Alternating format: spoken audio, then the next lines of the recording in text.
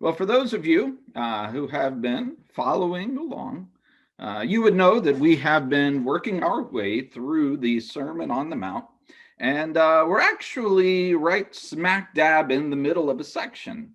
And I know that I split this section up into two parts where Jesus was talking about very specifically the idea of lust. And he broke it into two different pieces. And so I did the first part, and then I went on vacation. And I said, hey, we're going to be finishing this up once we get back. And I know some of you have just been waiting over the past couple of weeks.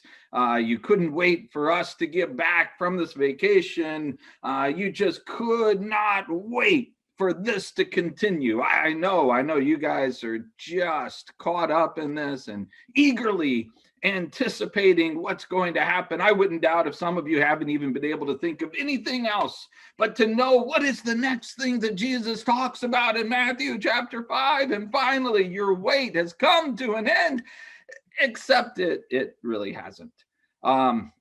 I'm sorry, I know that I said that we would just continue the Sermon on the Mount and that we would go into the next section, but then I kind of realized that before we do that, there's actually something else that I want to get into. There's another principle that I would really like to get across first before we actually get into that. And it's something that is pretty important, I think, for us to know, to understand, something I probably should have looked at and gone into even before going through the Sermon on the Mount, but I didn't. I failed in that regard. And so before we begin moving on into the next section of the Sermon on the Mount, I want to rectify that problem by getting into a lesson that brings about this principle this morning. This morning, what I'm wanting to do is to look at the ways that laws work within the Bible, why God gave them, and really kind of how God expects for them to be followed. Good morning. It is wonderful to be back in town, to be back from vacation. We had an amazing time getting to visit with family, seeing them, just enjoying being there. But as always, it's good to be home, and it's good to be here with you this morning. And we talked, some of the folks talked about this as far as the elders and such, and determining that probably instead of doing a scripture reading service, which was what we had on the docket, it might be better for this morning and the way that we're doing things to go ahead and just make it easier, do a sermon. And so because of that, this is what we will be looking at this morning and going through. And I know that it looks a lot like what we have done before at various times. But this is actually the first time that I am presenting a live sermon over Zoom, and it is a little bit different. So bear with me if I have times where it looks like something weird is happening or whatever the case is while I'm trying to juggle a couple different things. Always before it was a pre-recorded. So anyway, it is good to be back. It's good to be here with you, even in the spirit together. And it's good to open up the Word of God together. And as we do so, I really want to begin in Matthew chapter 22, because when you talk about the idea of obedience to the law, laws themselves, some of you may have already turned over to Matthew chapter 22, verses 35 through 40, because you understand that this could be a really, really short sermon, right? In Matthew chapter 22, starting verse 35, one of them, a lawyer, asked him, that is Jesus, a question in order to test him. Teacher, which is the great commandment in the law? And Jesus said to him, you shall love the Lord your God with all your heart, with all your soul, with all your mind. This is the great and first commandment. The second is like it. You shall love your neighbor as yourself. On these two commandments depend all the law and the prophets. Now, when it comes right down to it, this is it, really. This encapsulates the whole sum of not only the commandments under the new covenant, but as Jesus says right here, it also encapsulates the law and the prophets. In other words, this right here, love the Lord your God with everything you got, love your neighbor as yourself. This is the standard that transcends all other laws and all other statutes, all other ordinances. They should all, in some way or another, fall under these two commands. For example, one of the greatest laws that you're going to find in all of the law of Moses is found in Deuteronomy chapter 22 and verse 8. Here the law is given: when you build a new house, you shall make a parapet for your roof. Then you may not bring the guilt of blood upon your house if anyone should fall from it.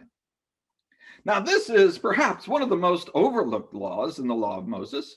I mean, if we were together, I'd say, show of hands, how many of you have actually heard of or actually remember this law from the law of Moses? My guess is probably not a whole lot, because this doesn't get a whole lot of attention. But consider what this law is. It's real simple. When you build a house, you have to put a parapet on the roof. Now, what is a parapet? It's a low protective wall along the edge of a roof, bridge, or balcony. It's this little lip that you see here that goes around the roof. That's what the parapet is. So what's the big deal? I mean, consider that in those times, people often would actually stay on or even sleep on the roof. I mean, it could get pretty hot in the summer, just like it can here, and they didn't have the joys of air conditioning like we have. Sometimes you wanted to just get up on the roof and sleep there. And if someone rolls around when they sleep, well, they might just fall off. Even if you just have people on the roof, there's always a danger, right? So this law is put here to prevent that. Now, consider the ramifications of the fact that you have this law in the law of Moses. I have known many Christians whose basic fundamental belief concerning government is this: the less of it, the better. I should be able to do whatever I want to do. The government shouldn't have to step in and tell me anything. Well, that's exactly what's happening right here. The government is coming in. I mean, remember, the law of Moses was the governing laws for Israel. This is the government. Oh, some would say government overreach, telling you exactly what you have to do when you build your house. So why is this so important?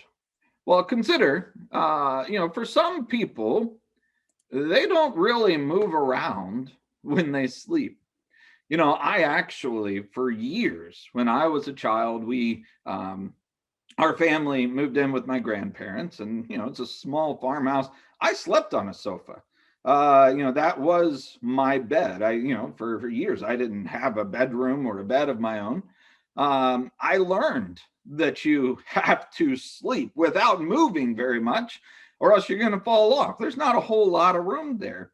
I really don't move around very much when I sleep. The old adage that when you know that you're no longer a little kid when you fall asleep on the couch and you end up on the couch. Yeah, well, that was just the way it was for me all the time. I'm not too bad when it comes to sleeping without moving. And if I'm building a house, couldn't I save a little bit of money by not putting up the parapet? I mean, if I'm the one that's going to be sleeping up there and I don't move, what's the matter? There's nothing to worry about, right? Why does God give this law? Why is the government getting in their business this way, telling them what they have to do, when it would just be, waste of money and time and everything else to add that? Well, the fact remains, I'm not the only one who matters. I may not be the only one who ever sleeps on that roof. I'm not the only one that matters.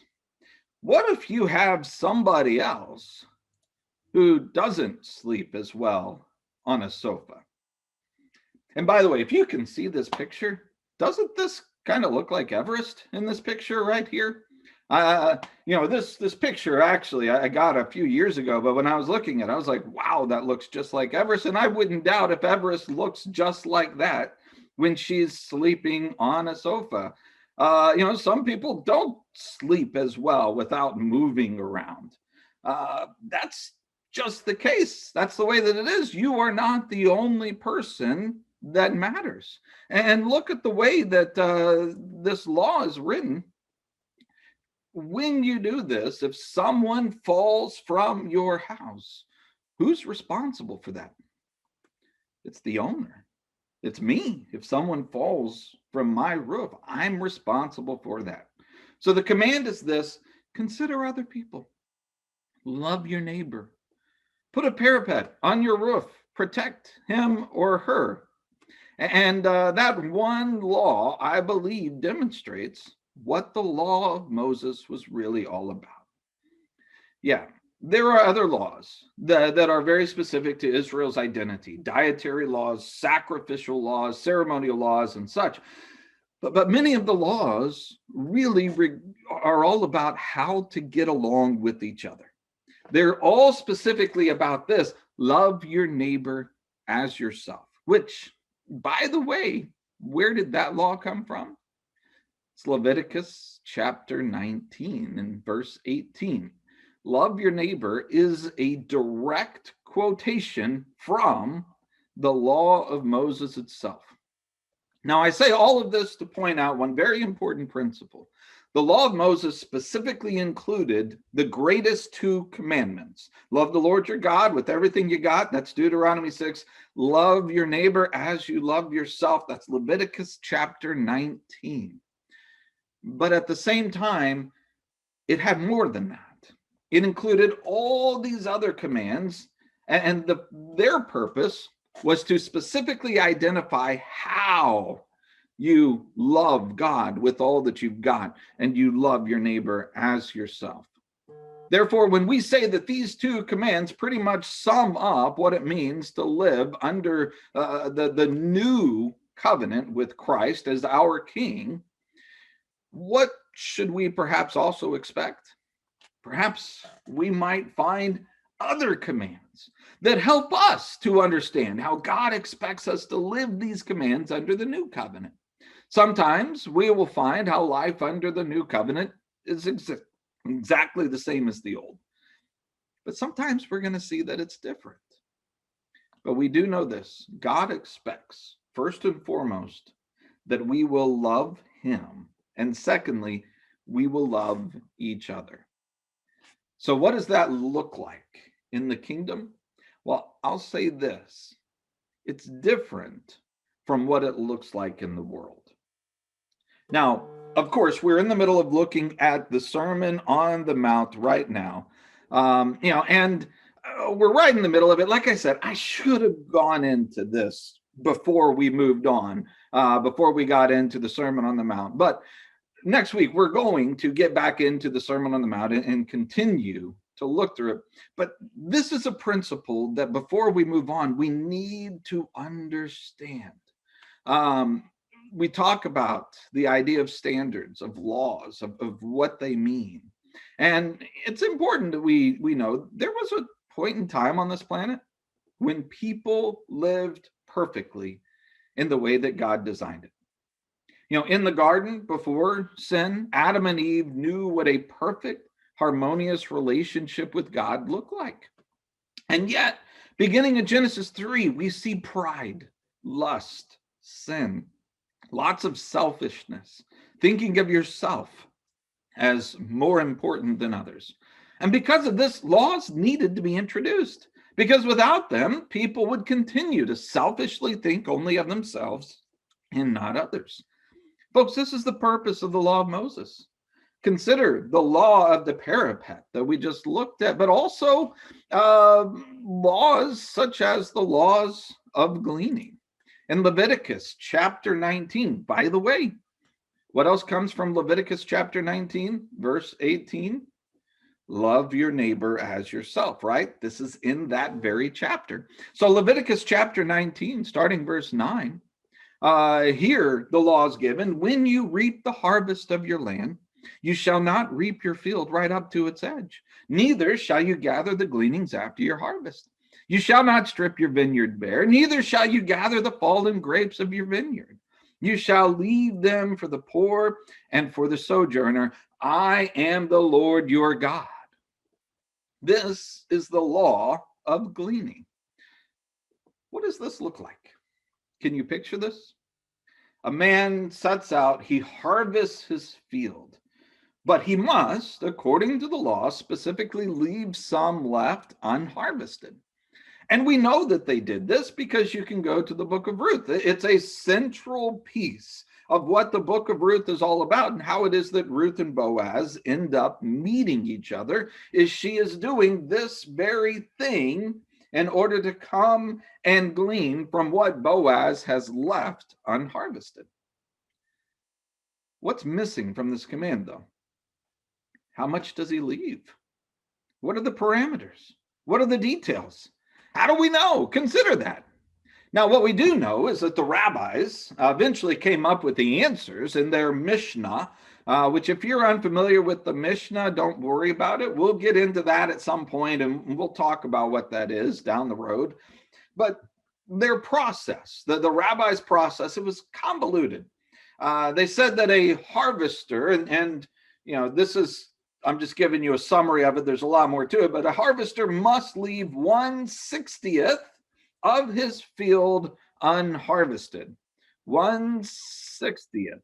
And they came to all of these things and they gave this command. They left it there, but what does the law actually say?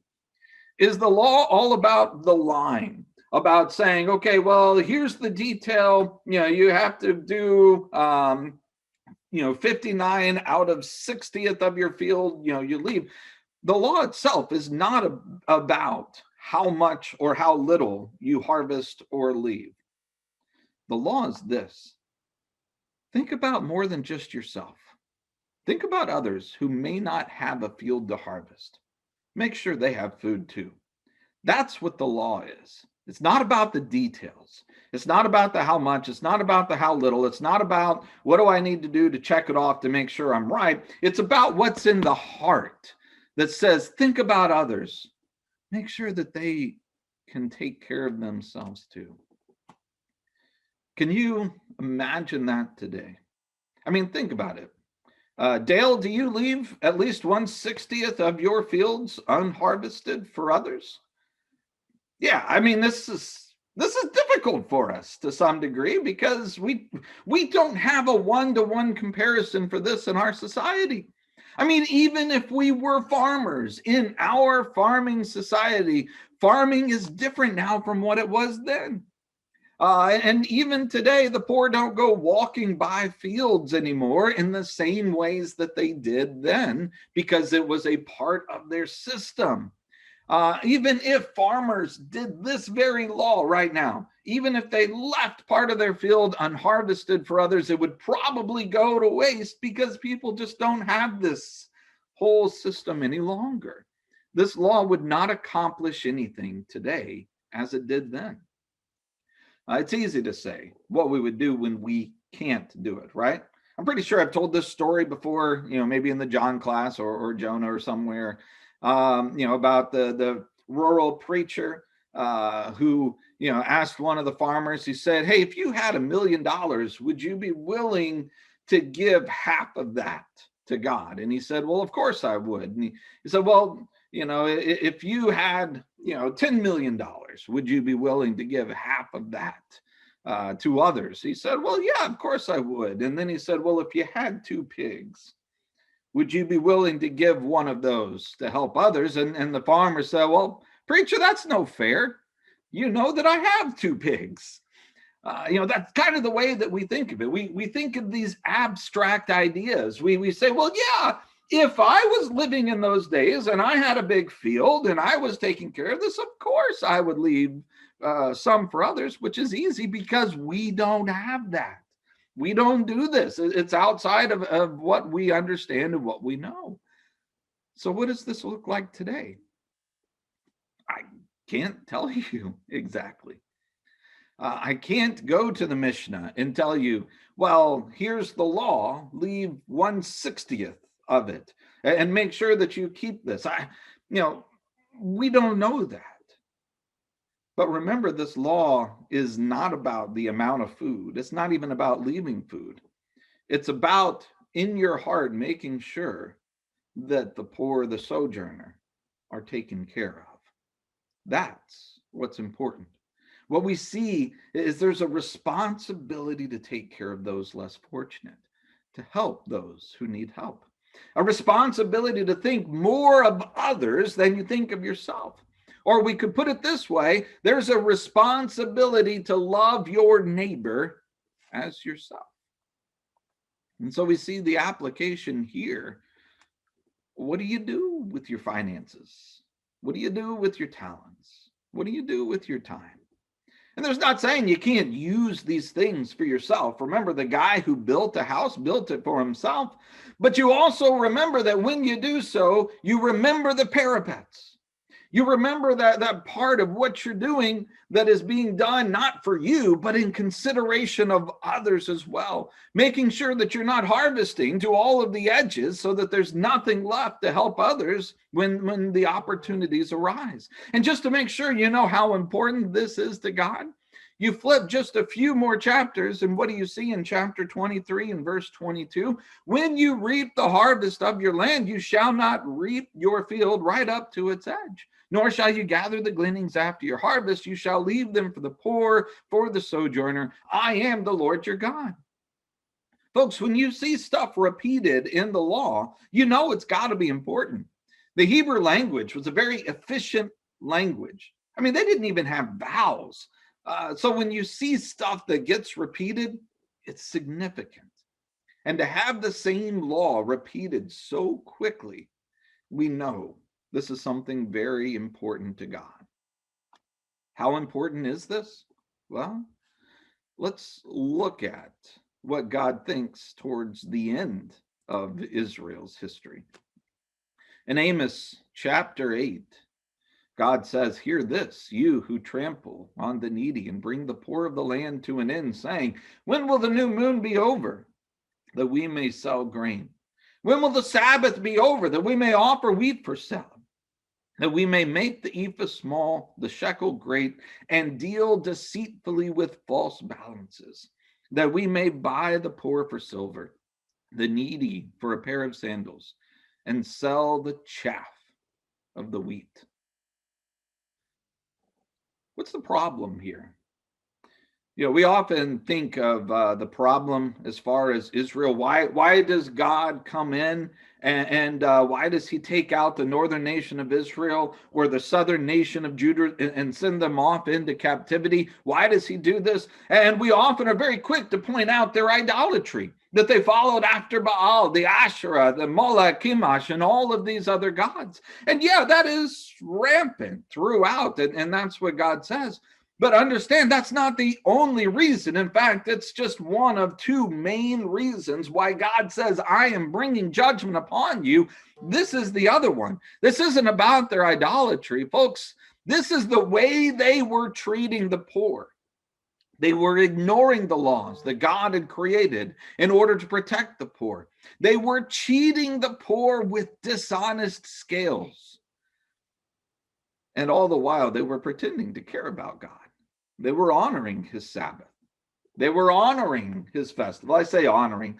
They were going through the motions because they would spend the entire Sabbath day saying, man, I can't believe I'm sitting here unable to cheat my poor brethren and make more money for myself because I got to do this whole stupid Sabbath thing right now. When's it going to be over? Is it almost time to end yet? Because I got to get out there with my dishonest scales and sell some more chaff and call it wheat. You know, they're pretending to care about God, but they don't. And we know they don't because they don't love their neighbors. That's the problem.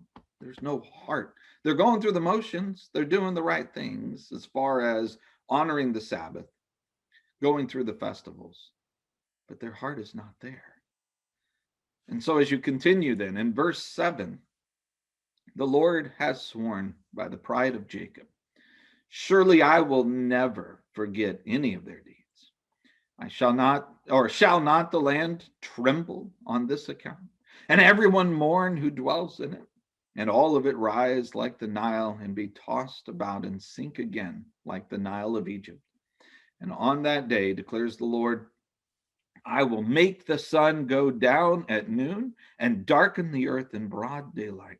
I will turn your feasts into mourning and all your songs into lamentation. I will bring sackcloth on every waist and baldness on every head.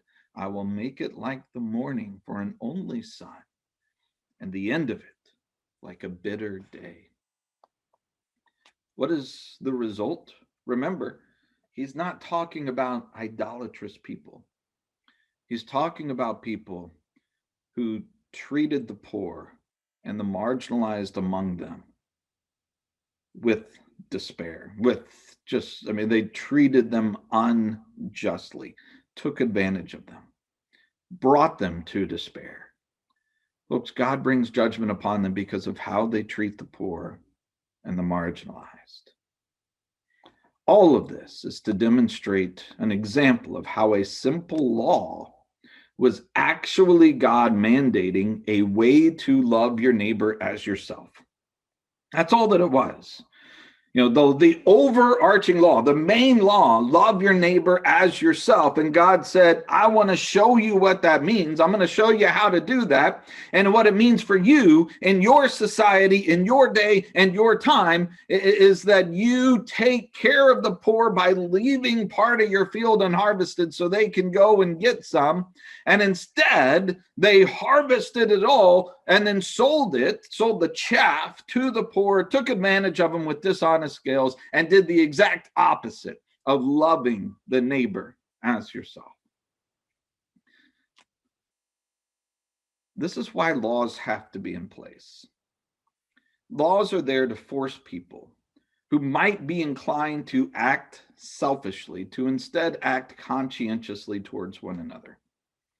I can remember a time a couple of years ago, I was on a highway that was just stop and go traffic. We were going less than 5 miles per hour.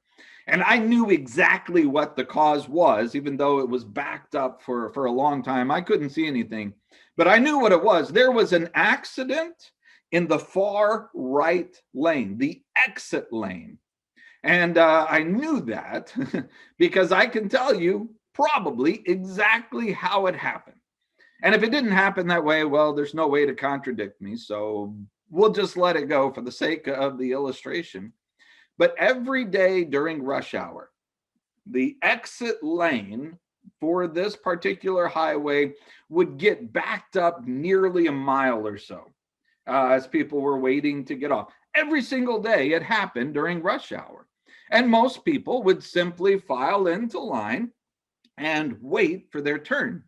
Unfortunately, there are many others for whom waiting in lines, that's for other people. They shouldn't have to do something like that. And by the way, if you ever want to know what something that just really irks me and gets under my skin, it's people who believe that they are the only ones who matter on a highway. I'm sure what happened is somebody simply said, wow, this is really backed up. Forget that. I'm not doing this. Flew around all the cars in the lane just to the left of the exit lane, and then decided once he got to the front, he was going to wedge his way in, line jumping or queue jumping if you are in Europe. And the person tried to cut in front of someone. They wouldn't allow it, and it ended up causing an actual collision. I'm pretty sure that's probably what happened. And that made it worse for everybody. All because one person decided he couldn't wait a few minutes in line. Like we're taught in kindergarten, right? For me, this is the epitome of selfishness. This is why we need laws. This is why we need order. This is why we need rules in place to follow. We know that there's always going to be people who are not going to follow them. We understand that. You're always going to get those selfish people who believe rules are for other people. But when we have rules, regulations, laws, if at least the vast majority of people do it, then our society is sustainable. Imagine, though, for a minute, what would happen if we didn't have laws?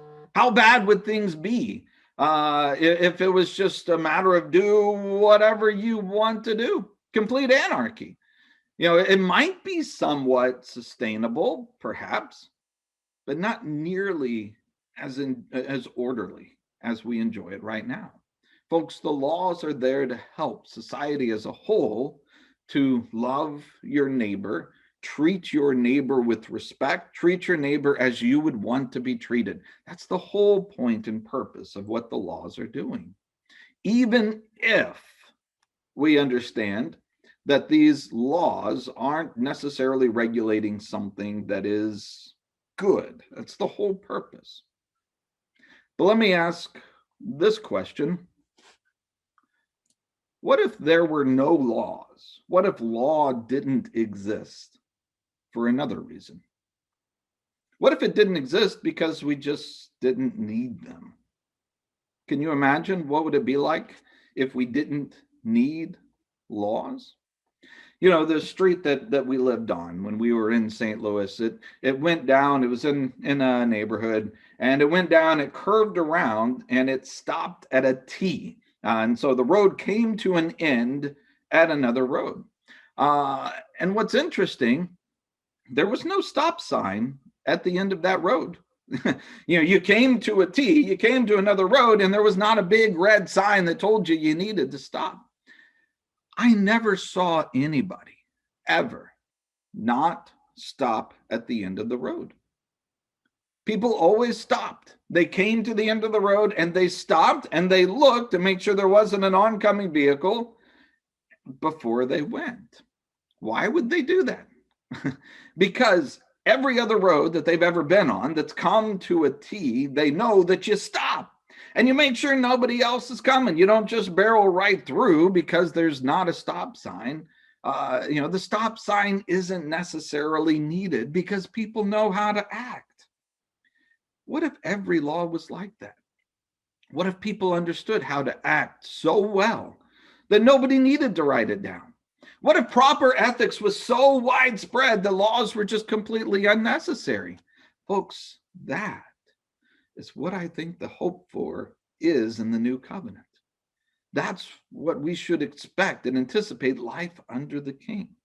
The true reality of kingdom righteousness is living in a society in which laws are actually not even necessary. However, we do continue to live in a world of sin. We live in a world in which we still sin. For even though we are in the kingdom, we do still sin. Therefore, there are still some parameters that Jesus will give. But we need to understand that we should be further down the road than those under the law of Moses. We should get it more than they did. We should know the basic fundamental truth behind this: love your neighbor as yourself. We shouldn't need someone to tell us, hey, put a parapet on that roof. We shouldn't have to have someone tell us, don't harvest all the way to the edges. Nobody should have to tell us there are more people than you to consider right now. I say all of that because this is exactly what I think we're encountering in the Sermon on the Mount and various commands that Jesus gives. Yes, Jesus gives commands. There are more commands than simply love God and love your neighbor. And these commands are just as important, but we need to understand what they are. Jesus is not creating a new codified law. He's simply giving us something to understand what it means to love God and what it means to love your neighbor in the kingdom of God. And if you didn't follow exactly what I'm trying to get across this morning, don't worry. We're going to have clear-cut examples of it starting next week and beyond as we continue to look at laws that only exist because sometimes even good and godly people are selfish and sinful. But in the end, every one of those laws boils down to these two commands. He said to him, You shall love the Lord your God with all your heart, with all your soul, with all your mind. This is the great and first commandment. And a second is like it. You shall love your neighbor as yourself. On these two depend the law and the prophets. Folks, everything boils down to these two commands. When you look at this, everything falls under what these say. In our hearts, every decision, every action, everything that we do, all the commands that we read through the Sermon on the Mount, everything that Paul says, everything that John says, or Peter or whomever, everything boils down to these two. Love the Lord your God with all your heart, with all your soul, with all your mind. Love your neighbor as yourself, because on these two depend everything. Will you pray with me? Our great and our amazing God, to you we give all the honor. To you we give all the praise. We know that you are the provider of all that is good. We are ashamed as we recognize that we often fail, that we come short of your glory, even though that we have been recreated in your image. We know that we still sin and do not abide by these laws. Help us in our hearts to change. Help us in our hearts to be wholly, completely focused on you and how it is that we can love you and love our neighbor. We thank you, knowing that you have taken away our imperfections, and through your Son, you have made us perfect. And we thank you for Jesus. We thank you for the hope that he gives. And it is through Jesus, our King, that we now pray. Amen.